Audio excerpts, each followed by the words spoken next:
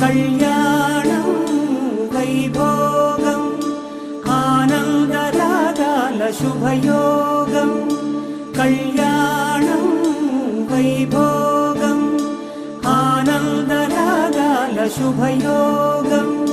రఘువంశ రామయ్య సుగుణాల సీతమ్మ వరమాల కైవేచు సమయాన శివధనువు విరిచాకె వధువు మది గెలిచాకె మోగింది కళ్యాణ శుభవీణ. కళ్యాణం వైభోగం శ్రీరామచంద్రుని కళ్యాణం.